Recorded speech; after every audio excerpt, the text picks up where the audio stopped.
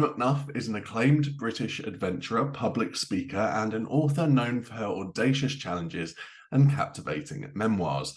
A former GB rower, Anna transitioned to endurance athletics, undertaking feats such as cycling through every state in the USA and running barefoot across the UK. Her South American journey, captured in her memoir Llama Drama, won the Kindle Storyteller Award in 2020. Passionate about inspiring others, Anna's tales of endurance, resilience, and discovery resonate with adventurers and readers alike. Whether recounting a challenge or crafting a memoir, Anna's spirited approach to life is clear in all that she undertakes. So, hi, Anna. Thank you so much for coming to speak to us. Oh, hello. Thank you so much for having me. This is a pleasure. Brilliant. Well, I was wondering if you could kick us off then with what first ignited your passion for adventure and exploration.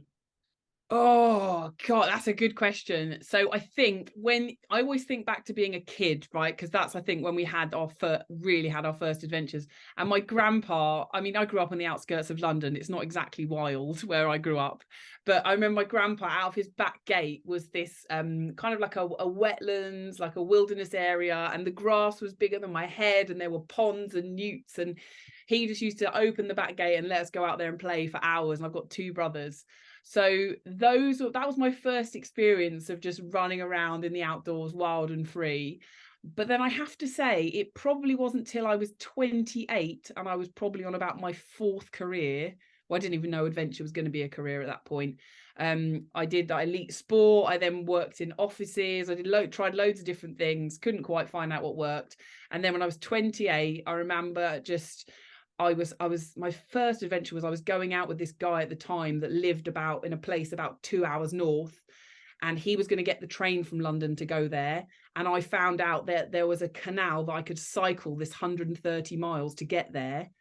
And I remember I was just lying awake one night and I thought, why would I get on a train when I can go on this watery canal pathway alongside it? And I've got no idea what's there. But just the little excitement in my belly went. And I think, to be honest, I was a bit bored in the relationship as well, because I didn't want to sit on the train with him. Anyway, so the alarm went at like 3 o'clock in the morning. And I remember rolling over and I whispered in his ear, I'm going on an adventure. And he just went, oh, and just turned the alarm off and rolled over and went to sleep. And off I went on my bike. And it was a complete disaster. I packed like marmalade sandwiches because I thought I was Paddington Bear. I got loads of punctures. I ended up getting lost. But it took me 11 hours to do this 130 miles. And eventually I skidded in and turned up on his front door, just caked in mud, covered in stingy nettles, bruises, all of it. And that was my first taste of, it's awesome to see a line on a map and let your imagination go crazy and then just go and put yourself at the start of it and see what happens. That was my first adventure that tipped me into the cool things happen. Yeah, definitely. And what an adventure that sounds like just taking off on a bike. Yeah, it's so weird, isn't it? It was only a day. It was a day, and I'm talking London and Birmingham, which isn't exactly, again, these are urban places, but it was just lovely. And I remember I thought I was going to listen to loads of audiobooks and podcasts, but I ended up just enjoying the silence from 4 o'clock in the morning, those first few hours, and the world waking up, and yeah, just found it very mindful. Yeah, I bet. Okay, I mentioned Llama Drama in your bio, so we're going to have to talk about that. It won the Kindle Storyteller Award in 2020. So what, in your opinion, set it apart and made it resonate with readers? Well, the first thing is that I think, and it still is today, the only non-fiction book that's actually won. So I did the classic. I looked at all the entries and I thought, well, first of all, the voice in my head said there's no point in entering because only fiction books win that award. And then I just thought, well, it was really easy to enter. It was, you were adding a little hashtag in Amazon, and I thought, well, I'll just throw my hat into the ring, kind of thing. But I think I guess really hard. What sets it apart? I think I've got quite a niche readership in that memoir's a bit more niche, but then adventure memoir specifically is definitely a bit more niche. And I think the people that tend to read my books, they're very invested. They're super kind. I mean, you're all about kindness here. They're super kind. They just want to escape from their armchair and be taken somewhere new. And they're up for it and they appreciate that. So I think what set it apart when they looked at it alongside all the other entries was that the reviews there was a lot of 5-star, 4-star reviews, and that people were writing with such sort of gusto. It wasn't just like a one sentence. It was like, oh my gosh, I love this journey. I really felt like I was there with you. You transported me at a time in my life when I was having a terrible month, or I just had a hospital operation and I couldn't go anywhere, but you took me there. And so I think when Amazon, the team, looked at all the books alongside each other, they went, wow, there's something about this book that actually seems to be making people feel a bit better and doing something for them from the inside out. So that's what I understood anyway from when I asked them, why on earth did I end up in the shortlist, and get that mystery email that says you've been shortlisted. It was very exciting. And what did it feel like the moment you won? Like the moment I watched the award ceremony actually, and the moment you were I've never seen anyone so excited when. Oh my gosh! So what was it like? What was that moment like when you won? Well, to give it context, we're in a national lockdown, okay, everyone, and I'm 8 months pregnant with my first child. All of my work has just gone up in smoke. So I've got no income from the year. I'm in this tiny little flat with my boyfriend, who I happen to love very much, and we're great. We made it through. But the year had not gone as I'd expected. And this was really lovely to be part of this journey of being nominated for an award. But never in a million years did I think I would win, because all the other books had a lot of them had more reviews than me.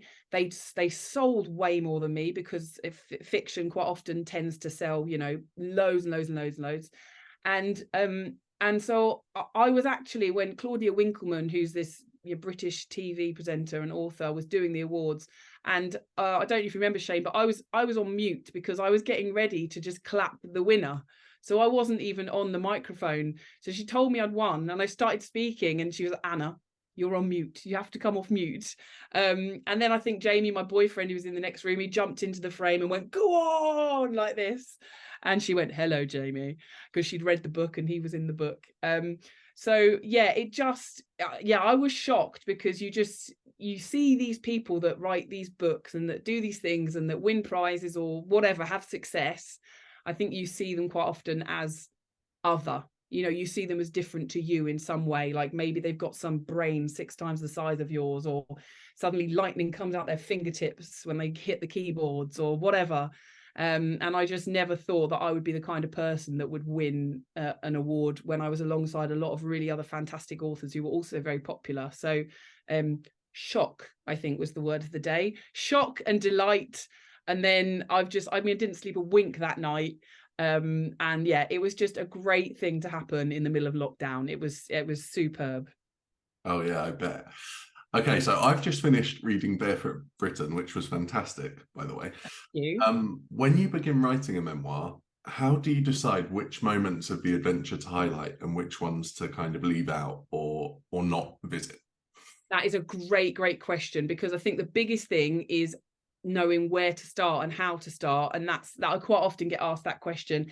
And actually, funnily enough, the Barefoot Britain book, which is the most recent one, was the one I struggled with the most, because I wrote so much, because I almost didn't know where to start, and I'd taken so many notes on the road that I just sort of dumped them into Scrivener and was like, well, great, that's the start of a book. And that was, I should have gone back to what I'd always done, which is I sit down and I think, if I went down the pub with my friends and I was going to tell them stories about the trip I've just been on, where would I start? And that's where I would start. I would just start there, and then I'd expand this story out. And then the next time I'd sit down for a writing session, I'd go, right, I kind of exhausted that one. I got a bit bored with it. So where do I want to start today? And I'd start somewhere else completely different in the book, and I'd expand that section out. And I basically do that in sections, all these like little, I think of them like little beautiful flowers that blossom. And then when I've finally done all the beautiful flower parts, I go through the laborious process of filling in the gaps, linking those stories together, and adding in all the details and making sure it makes sense and all of that stuff. But I basically start with where my heart feels like is the most beautiful and exciting place, and what I'm feeling like that day. Because if it's a really sad point in the book, or a really point where I was really, really low, some days you just feel like you want a bit of melancholy. Some days you just want to be miserable. And so I sit down and think, oh, I fancy being a bit miserable today.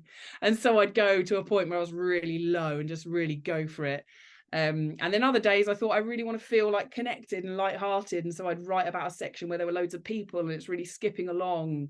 So yeah, I just start where I feel like that day, and then do all that beautiful stuff, and then fill in the gaps afterwards. And I guess a chapter structure does help to that. So I would normally say, because you're writing memoir, it can be chronological, it doesn't have to be, of course, but my ways is I'm doing it chronological. So I go, I think it's about from there to there is this chapter, and there to there is that chapter.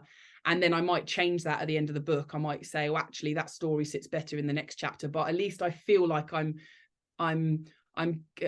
painting in, I'm coloring in the sections bit by bit, and I can see, okay, chapter 1's almost there, let's do some chapter 4 or whatever. Yeah, definitely. And obviously the adventures that you go on, I would say they're not for the faint-hearted, to put it politely. No, they're bonkers.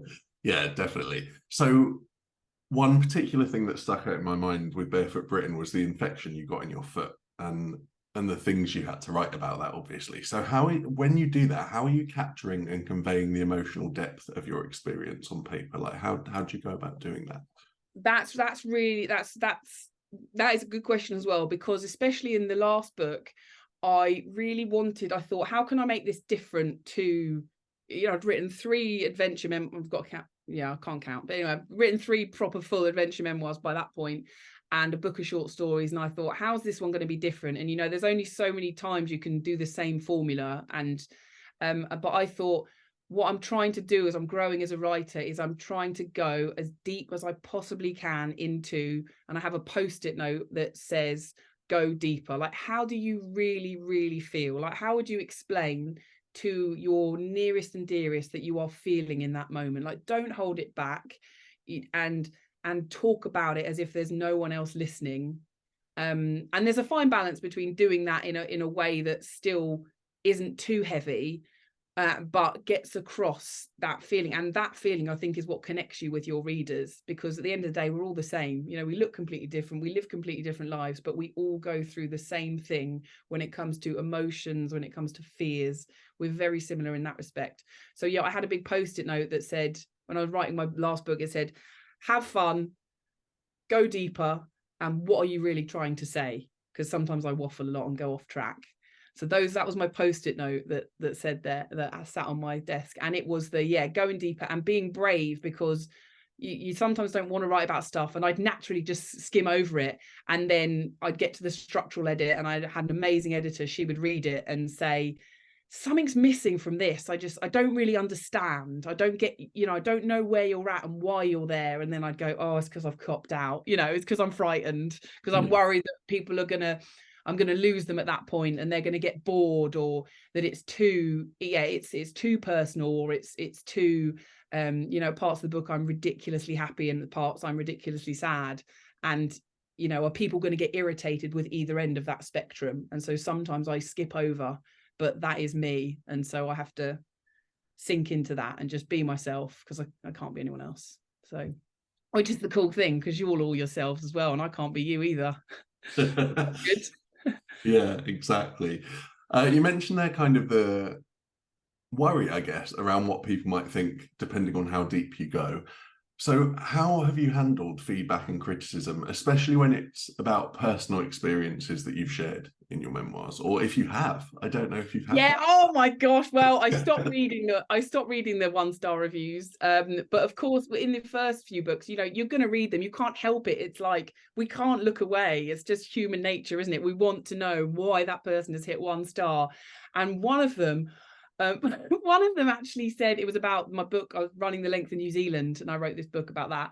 And they'd written, they came to it thinking it was going to be an advice book on how to be an ultra runner, basically, which my books are nothing about running or cycling, really. I just happen to be doing those things, but I'm on a personal journey, right? So they'd come to it and they'd been disappointed, but then they said they'd got 70% of the way through the book, and that they wished I'd just got left and ended up on a mountainside in New Zealand and never made it back, because then they wouldn't have had to read the rest of my dreadful book. And I just thought, whoa, wow. And it was like, ooh, and the best way to describe it, it stings. It just really stings, because I would never, you talk about kindness as the word. I would never go out of my way to tear someone down, even if I think those thoughts. I just keep them to myself because, we don't need that in the world. And so I cannot understand why someone would commit that onto paper. Obviously, it normally is their fears of some form, and the fear vomit comes out on us. But and then I smiled and I laughed because I thought, well, blimmin' heck, I got paid a lot of Kindle page reads for the fact that you hated my book and you still made it to the end. So wicked, who's winning? I got a few more pennies in my bank account. So I tried to see the funny side of it, but it does sting. It really does sting when people don't enjoy your work. But also I always think about, Seth Godin, that marketing guru, and he always talks about not being vanilla. And if you're vanilla, you're all things to all people. And yes, that could be a mass market, but if people truly love you, there's probably people that you aren't for as well, that people that don't quite get it. And that's cool because you're not writing for them. I always just try and go back to, I'm writing for the people who do get it, and I'm writing for the people that are going to get me as a person. And those are the people I want to connect with anyway, because life is short and we don't have time to connect with everyone. And so I know there are people like me out there who would enjoy reading this, and those are my people. So everyone else, go and read something else. That's cool. That's all right with me, but it does sting. Yeah, I'm sure it does. So of all the challenges you've undertaken then, and you've undertaken a lot, which one has pushed you the most mentally and why, would you say? Well, right, I will say Barefoot Britain, which was the last book about running 2,300 miles in my bare feet. But just briefly, I will mention, since then I've had 3 children, twins and a toddler. So I'm going to say that parenting is harder than any of this nonsense I did before having children. So because when you're doing adventures and you're running, you can stop and you can sleep, and you can have coffee in peace that's warm. But I will say, yeah, the Barefoot Britain run was the one that pushed me the most because it was the hardest physically. And I'd set up this run. So I was running these for 5.5 months and I didn't have a support crew. So my bag was being passed along like a baton by the kind people of Britain from one person to the next while I was running. I'm a girl guiding ambassador. So I was going into girl guiding units 3 to 5 times a week. When I'd finished running 20 miles, I'd then run into a girls unit and give a talk to them and tell them to go and be awesome and, get rid of their fears and go for it. And then also I was staying in people's homes. So I wasn't staying in hotels or tent or anything. I was running into a stranger's home who'd emailed. I had a logistics person who'd emailed and they'd said, yeah, well, we're up for hosting Anna. So if you put all those elements together, you're exhausted, you're meeting new people all the time, you're trying to give off energy and do good. You don't know where your clothes are. You absolutely stink. And it became like, it's not, they say sometimes it's not the big wound that will end you. It's the tiny little cuts. It's all the little paper cuts. And it was just, but towards, I think I was month 4, month 5, just getting yourself up every day, doing the same thing. And there's a lot of quiet moments on the road where you're by yourself and the demons in your head are very loud and you're thinking, why am I even doing this? What am I doing it for? And then I try and think of, my reasons for actually wanting to finish this thing or attempt to finish it. So it was just, I definitely never want to do anything that hard again because it tipped too far over into the difficult and not enough fun really. But it made a cracking book, and I'm really proud of what I did, and I wouldn't change it for the world, but I definitely am going to do things differently in the future. Yeah, for sure. Speaking to mindset a bit here, because I think it applies to a lot of our audience as well, because there are moments, I mean, I'm a writer too, and there are moments where I want to quit writing because it's hard. So how do you push through, whether it be on an adventure or when you're writing, and keep your mindset positive so that you can actually get to the finish line, whatever that looks like? Yeah. And well, it's so funny as well, because I don't know about you, when it's going badly for me, I'm so dramatic. I'm like, I'm writing a bad paragraph. I'm like, it starts off as, oh, this is terrible, no one's going to read it. And then like, oh my God, the whole chapter's terrible. Oh, this whole book is terrible. In fact, everything I've ever written is terrible. And everything I'll ever write in the future is terrible. And oh, that's it. I'm just going to quit, never write ever again. When actually, and this is what I do in adventure, I stop and I bring it back to what is happening right in this very, very moment. Because the things that freak us out are actually all future events. They're not reality. They're not the truth. It's all these lies we tell ourselves about, well, if this is happening now, it therefore means that this is going to happen in the future. I'm not going to be able to finish this book. I'm going to put something out I'm not proud of, which you're never going to do that. You know, and so I try and bring myself back into the moment and say, what is happening right now? If I'm on an adventure, I'm struggling this mile or this half a mile, or if I'm writing, I'm struggling with this paragraph, or I'm struggling with this start of this chapter, and I just cannot crack it. So let's come back to it another day. Or if I have to keep going, I just think, just write a sentence. You know, can I get through the next tiny little bit, and then I'll worry about the bit after that. And it's exhausting. But then what will happen is you'll get through that day, or you'll get through that thing that you found challenging. And the next day you wake up and it'll be one of those days where you just get there and you think, God, I am amazing. This has been the best writer in the world. And you're laughing at yourself as it's coming out on the page. So I think it's about stopping yourself and being aware that your brain is probably spiraling into the future and telling you a lot of stories about what is going to happen as a result of the struggle you're having in that moment, and realizing that is not the truth. A lot of other things could happen as a result of what's happening right now, and trying to just keep it back to the here and now and keep moving forward just as far as you can make it. And if that's a sentence for the day and you're done, then fine. Or if it's, yeah, you know, if you need to take a day off, then so be it. But if you can keep moving forwards, do it. If you need to stop and be still for a bit, then do that too. But you will eventually, your will get you to the end. Yes, definitely. And obviously we've talked about some of the struggles which are important to talk about, but there are a ton of moments in your books where the funniest things happen. So these random funny events will occur. So what is the most unexpected or the funniest experience you've had during one of your adventures? Oh, funniest, goodness me, let's think. Funny stuff. What has been happening? Well, I can think of the grossest thing pops into my head. The grossest thing that I'm just going to tell you the grossest thing, and then I'll think funny off that. The grossest thing was I was on this run. I'm in my bare feet. I'd been running. I was away with the fairies, and I'd missed a turning off the road. And I remembered thinking, oh, I better check where I am on my map. And I got my phone out.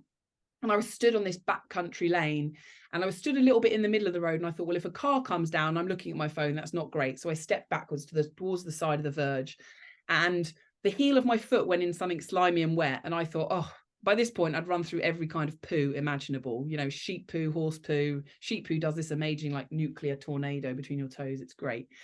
Dog poo, all of it. And I thought, it's probably a bit of poo or mud.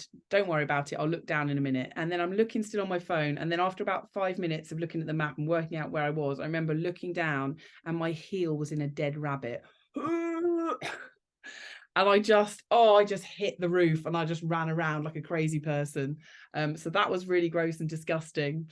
The funniest stuff, I'm trying to, well, the journey I did with my friend Faye, where we cycled the spine of the Andes Mountains in South America, we would just end up in fits of giggles just for no reason at all. Things like we'd camp in the middle of nowhere, and then suddenly we'd be in our tent and it's 5 a.m. and we hear this thunder of hooves on the ground, and we're thinking, what is going on? And we unzip our tent and there's just 20 men on horseback with flags coming around the corner of the mountain, and we're just there. We get our Colgate, you know, our toothbrushes out, and we're like, buenos dias, and they're like, buenos dias, ladies, like it's the most normal thing in the world. Or another day, a man just brought his llama over from nowhere. I don't know where he'd come from. He came over the mountain and his llama would come over for breakfast. Yeah, random. Oh, brilliant. And is there an adventure that you're dreaming of doing but you haven't undertaken yet? Like, is there something you really want to do? I love to swim. I absolutely love to swim. I don't know if anyone else loves swimming, but there is just something so serene, and it's like moving meditation. And I've done a lot of swimming, but I have never yet done a swimming adventure, purely because I need logistical support. And all my adventures I've done without, other than a remote logistics person for the last one, I've never done an adventure with someone actually alongside me. So I would love to go to the Greek islands and basically do like kind of like a travel program from the 1980s, where I'm the host and I just get off on an island and I drink loads of wine and I eat lots of fried cheese. And then instead of getting on a boat to the next Greek island, I just swim for 20 kilometers. And then my kids are alongside me in a boat as well. That's my romantic notion. I don't know when it'll happen or if it'll happen, but I will do a swimming adventure one day. And I also love the cold, so I've got an inkling at some point to do a polar journey. But again, the kids need to be older. You know, I'm a mama first at the moment, so but yeah, those dreams are going to stay there. Yeah, definitely. So memoir writing is as much about self-discovery as it is about recounting events, which I think we all know. What have you learned about yourself through the process of memoir writing? That is a really good question. I have learnt that I am absolutely terrible at asking for help. I think I get that from my mother. She is very much like, if you've got a problem, batten down the hatches. Don't you dare ask someone for directions. You will pore over that map for half an hour and get it wrong 15 times. And whereas my other half, he's like, but Anna, there's someone there. He's from Gloucester. He's like, there's someone over there. Just ask them. And I'm like, I'm not asking them. I'm not asking them. And it's funny because in writing down all my experiences, I realize how many times I felt uncomfortable when I'm offered help, and how much better I've got about accepting it as the adventures have gone on. So especially in I've written a book about it's called The United States of Adventure, about cycling through the 50 states of America. And the kindness just blew my mind. It just absolutely blew my mind how many people would just want to just take me in, this British girl from England on a pink bike, doesn't know what she's doing, and who would offer for me to stay with them. And or they would then say, oh, my granny lives 50 miles down the road, I've just called her and she says don't worry, like she'll put some cornbread on for you, and she's made some greens, like down you go. And I couldn't believe it. And so that first big adventure really I had to break some walls down to let other people help and realize that they enjoyed helping as much as I then enjoyed moving through a country and actually meeting the people, rather than just having this very controlled, sanitized experience where everything was in my control and I knew exactly what was going to happen. Actually, when you let other people in, you meet some wonderful people, and that becomes the journey. So I've definitely learned that I'm terrible at asking for help. I have learned that I'm a person of big highs and big lows, and that is me, and that comes out in the book. And I've learned that I definitely absolutely just love writing. I just love it. It's like I started doing these adventures because I love adventure, but actually now adventure is my pathway to writing, and writing is my happy place, and I just love it. And I've learned I'm an introvert. I did not know that. I'm actually I wouldn't have expected that. No, I'm a high energy introvert. I've learned this. So when people would say, how can you spend 11,000 miles on your own cycling through America? And I did never really got bored. I loved it. I absolutely loved it because I could choose to interact when I wanted to. And of course I grew up, like when I'd go out when I was younger. I don't know how many of you listening are introverts, but when I would go out when I was younger, I'd go on a night out and then I'd find myself in the toilet just trying to take 10 minutes of peace, hiding in the toilet. And everyone would go, where's Anna gone? And I was just taking a bit of time out to recharge my beans before I went back out there. So yeah, those are the things I've learned, which is amazing, isn't it? That writing teaches you that much about yourself. It's like holding up a mirror. It's a beautiful thing. Yeah, definitely. So what advice would you give then to anyone who is considering writing a memoir? Oh, just start. Just start, because that's like any adventure, to be honest. As soon as you're rolling, then you've overcome that inertia, that effort to get the stone on the move as soon as you're going. So I would say just start. And also I would read the book Bird by Bird about Rubbish First Draft by Anna McNuff, if you have not read that book, because that is the most incredible book for understanding the mental battles that we go through as writers on a daily basis. I mean, the amount of noise in your head that's distracting you from what you're trying to write, and how to manage that noise and to keep going through that, it is a feat of endurance. So I would say just start. I would also say everyone who writes finds it difficult at some point or another. And if they don't find it difficult, they have just not told you that they found it difficult, because definitely even like the best writers in the world find it incredibly difficult. So I find great solace in that, to remind myself that just because I'm having a hard day. That's actually part and parcel, unfortunately, of being a writer, and that it's not something that says I should stop. It's just another thing to get through, to keep going. Yeah, it's an invitation. It's an invitation to keep going, and what's on the other side is probably going to be pretty awesome. And that's not why everyone doesn't write books, because it's hard. Yeah, definitely. Alan had a question in the chat. He asked, do you start with any sort of structure when you sit to write your memoir? As in, you're writing narrative, it is narrative non-fiction, really. There will be elements of storytelling in the memoir. So do you start with any structure when you sit down to write? Yeah, just my I guess it's my chronological structure. That's how I split the chapters up. I think of it, because it's happened usually over a period of, for me, it's 6 months. So in a way, that's a lot easier than if you're writing about a longer period of time. But I guess it's a similar thing of, okay, I think there's enough meat on the bones for this to be a chapter, because in my head there's a couple of stories there. And I find even in Scrivener or Word or whatever you're doing, just having the chapters listed out, it makes it feels like there's something to start filling in. You know, it's not just this floating thing in space. It's actually something you're starting to knock off and start working towards. So the first book, I didn't have a structure, and I found it really difficult. I went all over the place. I stopped loads of times. It took me forever. Whereas from that point on, I then had a structure, and I found that a lot more methodical. And I think if you can be methodical in some way, whatever your process is, it means it feels more like just a job you have to do, rather than this infinite thing. And we're such feely people, normally creative people, and if you don't feel like it's really difficult. But yeah, if there's a structure there, I feel like it's easier to set yourself goals and go, okay, I've ticked that bit off, here we go, and keep going. Yeah, definitely. And then Linda had a question. When the content of your memoir is heavy, is that off-putting to your readers, because not all stories are joyful? I'm sure you've had some great feedback from readers who read the heavy stuff, but have there been readers that it's no, I think my thing is always about balance. Okay, so balance in the highs and lows. And I remember when I finished the Llama drama book, the one that won the award, when I finished the book, I went on a whiteboard and I drew lines down for each chapter, and I plotted the journey of the book, and I plotted how I thought the reader would feel at the end of a chapter. And so if they were having a low mood, I would plot it down the bottom. If they were having a high mood, I'd plot it there. If it was like a medium, neither one or the other, I'd plot it here. And so then I stood back and looked at, what is my emotional roller coaster for my reader?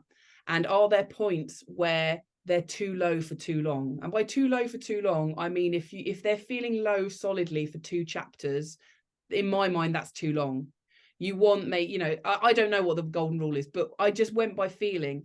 And then also on that, I then plotted over the top, where was my friendship with me and Faye? Were we having a great time together? Were we a broken friendship? And I put the 2 on there.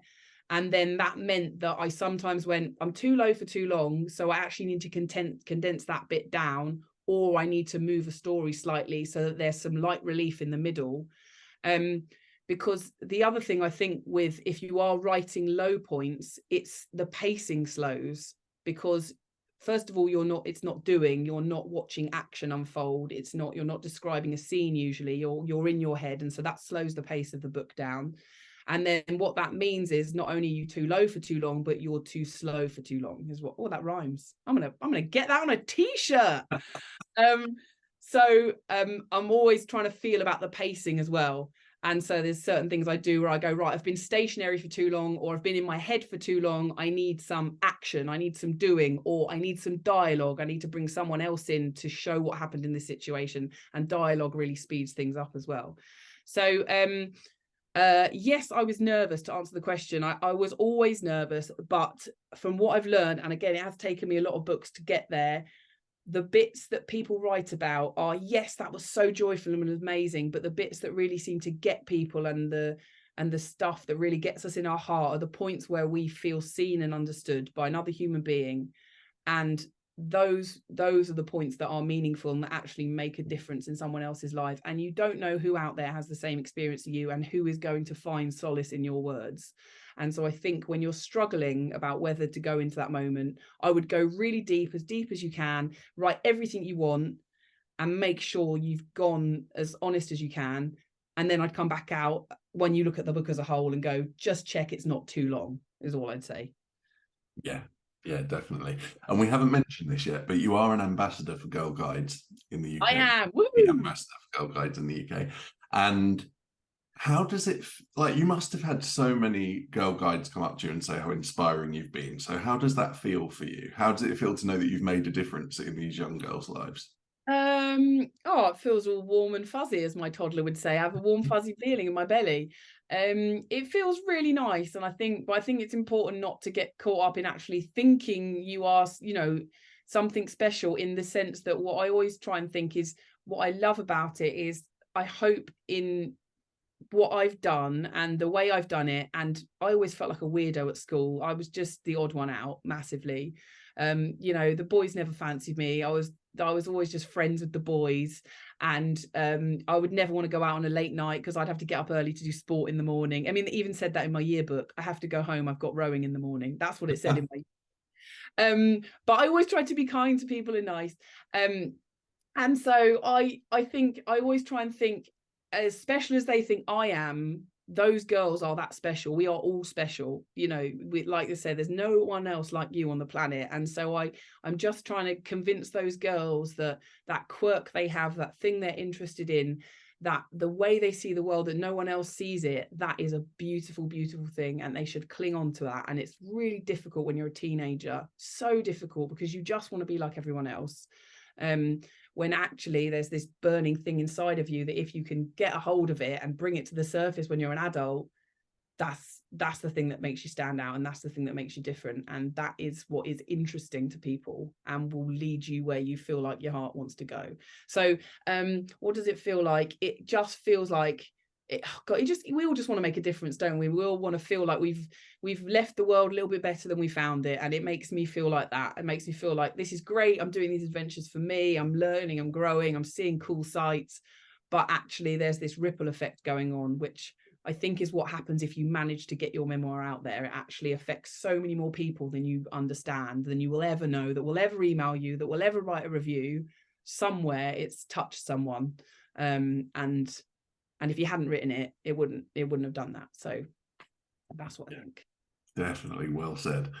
And Hope has a question. She said, are there any parts of an adventure that you've wanted to included or add to your book but didn't because it didn't fit the book structure? Oh, that is a good question, Hope. Yes, right. So it broke my heart because I wrote for Barefoot Britain, the last book, I wrote 190,000 words, which is ridiculous for, it depends what had but it was only a 6-month journey. I mean, how do you even write that much? And it broke my heart towards the end. I ended up using them as, I had to take I call them cut scenes. I ended up taking whole scenes out, and I had to take out a whole character. And she was amazing. Like, she was just this incredible Asian woman who'd become a plumber, who was a football coach for young kids. She'd looked after her sick dad. She'd gone against every grain there was going, and I found her so inspiring. But I had to take her out of the book because it had come at a point when I'd injured my foot and I was still for too long, and I needed to get moving again, and I didn't have a chapter to dedicate to how amazing this woman was. So I ended up, and that's what I've done more as the time's gone on, I've kept those bits in as complete form as I can, and I've put them in cut scenes. So if people buy the book direct from me, they can get those cut scenes, or they get it as a bonus or something at launch to try and entice people to buy the book. But that really broke my heart, because also I wanted to tell her she was in the book, and I couldn't, and I was like, oh, so glad I didn't tell her while I was writing the draft that she was going to be in the book, because that would have been awkward. So that was really sad. And the only other thing, right, when you're writing memoir, is people read my books, and I've had some messages saying, was no one ever really mean to you? Because there are some bits in the book where there's a mean person, but they're quite generic and they're quite unidentifiable. But there were some points where people drove me nuts, or or you know, it just wasn't a nice exchange. But I had to be very tactful. If it was a place where that person was easily identifiable, I thought, it's that my feeling that I want to vent and say this person wasn't a nice person is not beneficial to the overall story. I had to take myself out of it being a book about me and think, if I'm a reader, does this add to the story, or does this negativity detract from it? And if the negativity was important, like in the Running New Zealand book, there was a point where a man at a campsite refused me water when I was like thirsty and miles from anywhere, and he refused me water because he said he has to pay for his water bill. And I said, well, can I pay you for the water? And he said, don't be ridiculous, get off my land. You know, that was important to the journey because it helped the reader see where I was at that point in time. But me having a moan about someone who drove me nuts because that's the way I am and that's the way they are, I had to let that go. Yes, there were points there you have to be a bit selective. Yeah. That was a long ramble about that one, but yeah. No, I think that was super helpful, and it will help a lot of people. Margaret had a question too, and I think this is a great one. How did you fall in love with writing? I'm really struggling to get through my memoir. How can I have more fun with it? Oh, how can you have more fun with it? I think, are you starting in the places that bring you that joy? Are you starting there? Are you starting in, like I said, the things that you would tell other people? Would be my one thing. I would also say, give yourself rewards. I know this sounds ridiculous, but I would always take myself off for a coffee and a piece of cake if I'm going to write, and quite often I wouldn't want to write, but I'd think, I really want that coffee and a piece of cake, so I'd go and do my writing. Or I would write in an evening and I'd take myself for a glass of wine. I'd leave Jamie at home by himself, sitting in his pants watching zombies on Netflix or whatever he likes to watch. And I'd go and take myself out for a glass of wine. So I'd try and make the environment like almost like a self-date, you know, like this is me, this is my writing time, here we go. And I'd have a little ritual as well. I'm sure you all have your own rituals, you know. I use noise cancelling headphones now, which I never did, but I feel like I'm going into this little world where me and my thoughts are important, and I even say the words to myself, right, let's have some fun, you know, let's have some fun, let's go for it. So maybe that helps, making the environment a really nice environment. And we're so precious as writers, aren't we? There were some places where I'd walk into because if I'm on the move somewhere, I'm trying to find somewhere to write, I'd walk into a cafe and I'd be like, oh no, the flow is just all wrong in here. Like I can't sit in here, like it'd be too noisy, or the ceiling's made of tin or something, or there's just something that would be distracting to me, and it didn't feel like bougie enough to write. And I'd go, I've got to find somewhere else. So I think it's about making a nice environment, and if there's things you can take with you that are consistent, like the noise cancelling headphones, or like your cup of coffee, something you do every time. I actually have a separate login on my laptop that I have Anna McNuff for my work and my life, and then I have writer Anna. Some people have whole separate laptops, I don't know, but that even helps me off the start of I'm going into a place where there's nothing popping up on the desktop. And what else do I do to make it more fun? I mean, if again, this is probably blasphemy, but like if you're struggling for too long, put the book away for like a few weeks. I know that sounds dreadful, especially if you're on a timeline. But I do find sometimes that perspective, and you come back to it with a renewed bit of vigor, because it is hard work and it is exhausting, and you might get some perspective that really, really helps you. So treats, environment, and maybe taking a little break, I would say. Yeah, and I think the treats are the most important part there, obviously. Like, absolutely. And being yourself. I think the more yourself you are, the more fun it is, because you just, you know, we're the best company ourselves, aren't we? That's what I think sometimes. Definitely. Okay, so when you go on these huge adventures, how do you physically prepare for how long and challenging they're going to be? Like with your Barefoot Britain adventure, what was the physical prep that you had to do to make sure your body was ready for that? Yeah, that was quite substantial. And because I mean, if you read any of my books, you'll see I'm pretty slapdash. I'm a bit like on my first one, I'd left an office job to go and do this 11,000-mile cycle. I had no money, I had a mortgage to pay, and so I'd got a second job in a bike shop at the weekends alongside my 9 to 5 Monday to Friday job. And so for 9 months, I'd work 7 days a week. I'd had 15-minute lunch breaks at the weekends, and I'd just eat croissants or baked beans for dinner because I was so tired. So I put on all this weight, and then I'd get on, and I had done no cycling, and then I get on a plane to Alaska to go and cycle the 50 states, and I was the most unfit I've ever been. So I really struggled in the first few months. But I do think, so that's cycling, but with running, you have to be a bit more disciplined, because it's basically like, am I going to pick up an injury? And if you're doing a long walk or something on your feet, you're more likely to pick up an injury. So you do need to prepare your body. So I just think it's about time. And I just said, realistically, I talked to a few people and I said, I think it's going to take me about 1.5 years to train, to get the logistics in place. And thank goodness I got it in, because I did it just before lockdown hit. Otherwise, I don't think I'd have ever done the journey. So I basically try and plan enough so that I think I can make it to the finish line, not fast, but I think in the time span I have, whether it's a visa length like 6 months or whatever, or in Barefoot Britain, it was, I started the run and I wanted to finish before the winter hit, basically, because it's cold for the toes. Can I make it in that time frame? Realistically, throw in some contingency. There's a big spreadsheet normally. I do like a spreadsheet as long as it's got multicolors on it. But I try not to over plan, because I think that can lead to, if you think of every single little detail, A, you won't use most of it, and B, it ruins the fun, because then when you're there, you feel so restricted because you go, no, this is my plan. So I'd always leave a bit of flexibility in the plan for cool stuff and bits of magic to happen.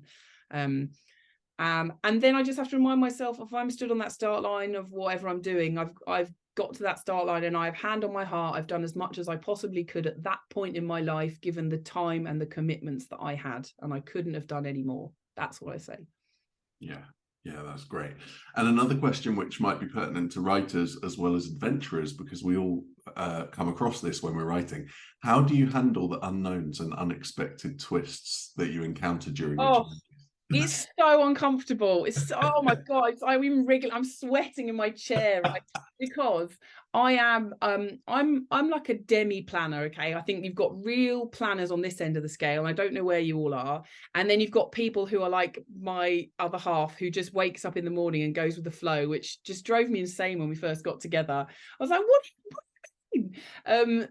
But I'm somewhere in the middle, and so I really struggle. I get so excited about things in the future, and I'm so excited of how I think they're going to go down, and my head is like a musical, some Disney musical.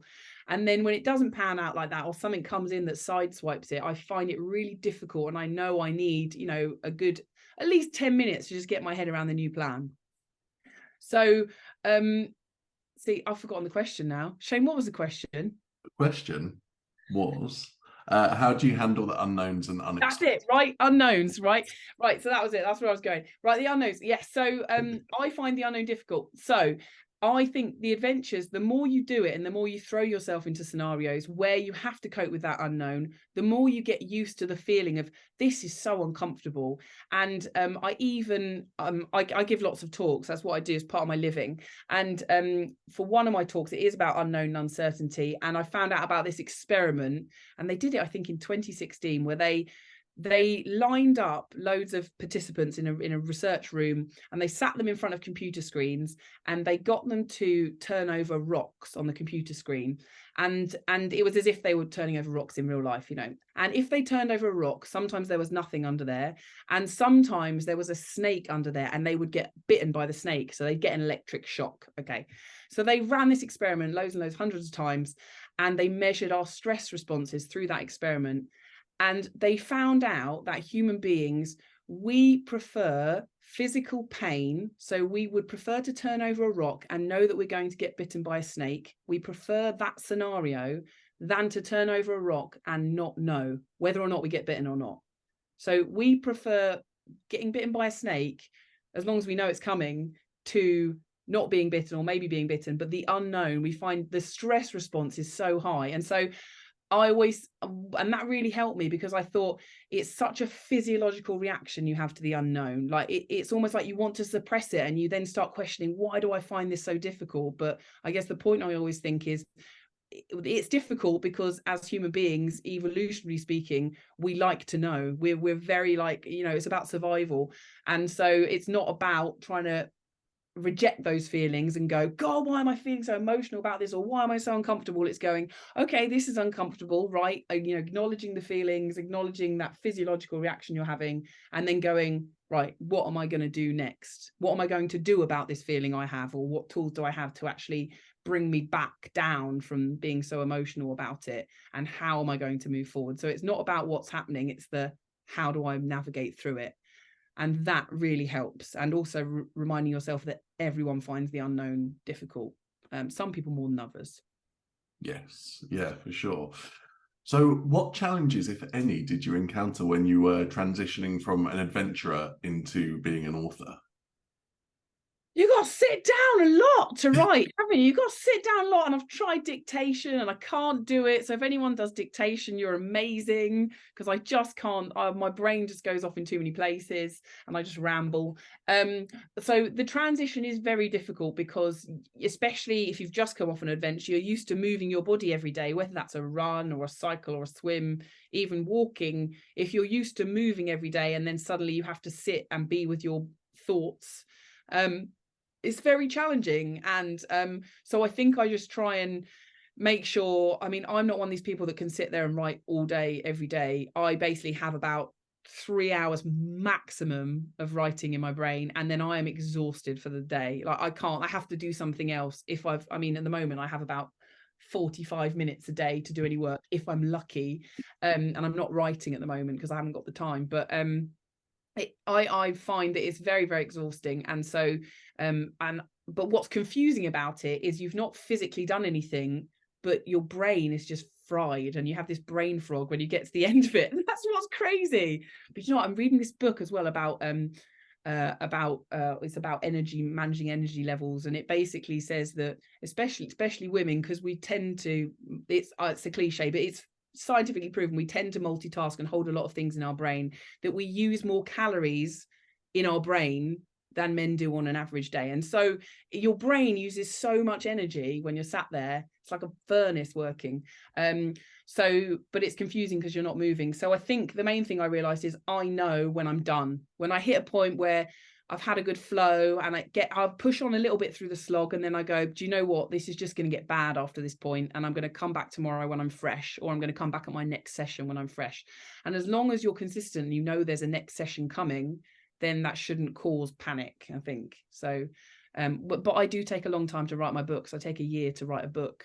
I mean, that's the writing process, and then you've got all the editing and everything else. So listen to loads of podcasts like, you know, self-publishing formula and Joanna Penn's, and they're like, yeah, I've written 12 books this year, and I'm just going, oh my gosh, how do you even do that? But I've accepted that that's my process. I'm a slow writer, but the end product is something that people enjoy, and that's okay. That's cool by me.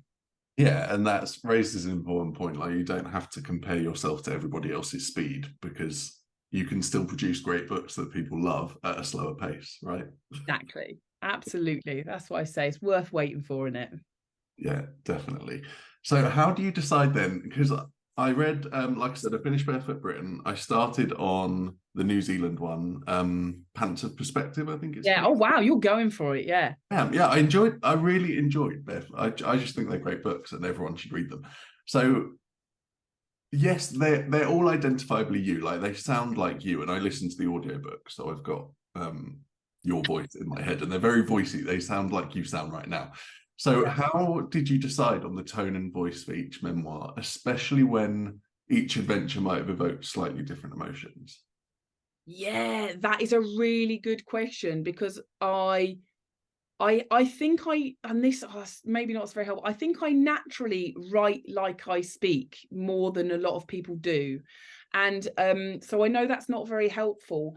But maybe that's the advice then, which is, well, I tell you what, we have emails and texts that we send our friends and our dearest family, and we have a certain way and a tone that we use in that text. It's probably very colloquial, it's very friendly, but it makes you instantly feel, you know, connected, like you know that person. And then I think a lot of us have a formal tone. You know, my mom says to me, I have a telephone voice, which I don't intend to have, but you know, she says I turn really posh when I pick up the telephone. Oh, hello, yes, and I'm a lot more collected than I actually am. So I think it's about trying to sink in. Obviously, you're not going to, you know, be all the time as pally as you are with your mates, but I think it's trying to sink into that truest version of yourself as much as you possibly can. And how does that translate into your words? And maybe look at the emails you've sent your friend, you know, maybe look at the different way you structure your sentences or whatever. And it's not, I mean, for me, I struggled in the corporate world and in the business environment, because I was feeling like I constantly had to be this person that I wasn't. I was always being told to be more serious, and I just didn't understand why you couldn't have fun while you were doing your job, as long as you were doing your job well. So I think it's about maybe is there a disconnect between your writing and the way you would speak to someone or speak to a friend on a phone, or the way you would send a written message to a friend? Is there a disconnect between those two? And perhaps you're not ever going to get to making it completely like your friend one, but can that one that's perhaps not the real you, and the more formal one that's scared of what people think and trying to put this, you know, persona out there, can it come a little bit closer to the ones that you show your nearest and dearest? That's what I'd say. But yeah, for some reason I just have a very low filter, and so it seems to come easier. But again, through the books I've had to try and sink more into that and go, and in the books, you know, you're getting an hour of me now, but I do have points, like I say, when I'm very low and I'm very reflective and I'm very in my head, and it's like a rock concert and it's so loud and everything seems very complicated. So bringing that into the books rather than just letting that bit go to the side as well. Yeah, definitely. And obviously we can all get the sense that you're somebody who likes to push boundaries. So with each new adventure, how are you ensuring that you're constantly pushing your own boundaries? Good question. Because you can't always go, you know, in the adventure world, there's a lot of bigger, faster, higher, stronger. And I'm not really interested in that. I'm interested in what, you know, and this is talked about a lot in Elizabeth Gilbert, right? I love Elizabeth Gilbert. Lots of people do, I know. But in her Big Magic book, like, she talks about what turns your head. You know, what is it that piques your interest and makes you go, ooh? And then for me, that is, you know, the barefoot idea was, yes, I was trying to make it a bit harder, but the idea just would not leave me alone. And I know it's a good idea when it just won't leave me alone. And so I'm trying to do things where I'm personally interested, and I would do them if no one else was watching. And that, then the experience I have will be a true one, because I'm interested in the outcome. I'm almost sat outside my own body watching it unfold. And when I'm having a complete meltdown in the middle of the mountain somewhere, and I'm looking at myself going, that's really interesting that you reacted like that. Why did you react like that, Anna? And what would you know? So I think it's about doing something that really truly interests you, because also if you're not, then it's very difficult to keep going if you're not truly interested, if you're doing it for someone else. This is why every now and then I'm like, I'm just going to write maths, I'm going to write romance, I'm going to write to market, I'm going to do loads of research, and then I'm like, I get a page in, I'm like, I can't do this, it's really hard, I don't know how people do it. So yeah, I think that's the way forward. Yeah, definitely. And one final question for you as we're coming up to the end of the hour. Are there specific people or cultures that you've encountered during your travels that have left a really lasting impact on you? Because you've been to a lot of places and seen a lot of things. Yes, I have. Oh, the Shetland Islands, right, which is up off the north coast of Scotland in Britain. And it's got a really interesting history, because it used to be owned by Norway and it was given to Scotland as dowry for a marriage. Can you imagine? The King of Norway was like, here, I haven't got any money, but have some land. And then he couldn't afford to buy it back, basically. So Scotland got to keep Shetland, which is this string of islands. It's like 80 miles long, all these tiny little dots, and it's really cold and windy, but it looks like the Caribbean in many places. Beautiful white sandy beaches. And the people that live up there have just the craziest accents. It's like, I mean, I've been to Newfoundland in Canada. I don't know if anyone's Canadian on this call, but their accents are crazy. But the Shetland accents were just, it really had an impact on me. They're so kind because the community is quite small, and you know the power of a community. Community is really small, so everyone's very aware of what's going on, but they're incredibly supportive. And there's this feeling of them, you ask them if they're Scottish or if they feel Norwegian, and there's lots of signs in Old Norse and everything's in lots of different languages, but they say they feel like Shetlanders. And I love that there was a part of my tiny country that I'd never even thought about or explored, and there it is, just sitting, just off the coast of Scotland, and I could get there in a day. And it was so different to anything I'd experienced before, and so rich in their way of life. It was really different. So they left a big impact on me, and I think they got a lot of chapters in the book, so because I loved it. Awesome. And if we could finish up by you telling everyone a little bit more about where they can find you and everything you do. Yes, our books are on all the usual places, all the platforms, Amazon, all of that. If you want to buy direct, I have a website called annamcnuffbooks.com. So I enjoy doing that, messing around with my Shopify store. Other than that, if I'm on social media, I'm the only Anna McNuff in the world. So if you're on social media, come and say hello on there. I'm mainly an Instagrammer and Facebook. Can't do TikTok yet. I'm not down with the kids. I've tried. I'm going to get there one day, maybe. But yeah, basically just Google Anna McNuff and loads of stuff will pop up. Yeah, that is awesome. So for anyone who didn't catch that was annamcnuffbooks.com for Anna's main website. So head there and check out her books. Highly recommend. They're amazing. And thank you so much for coming to talk to us, Anna. That was great. Oh, thank you. All been so lovely. Thank you for your smiling faces. I really appreciate those of you on the camera, and those of you aren't. Thank you for tuning in. Thank you.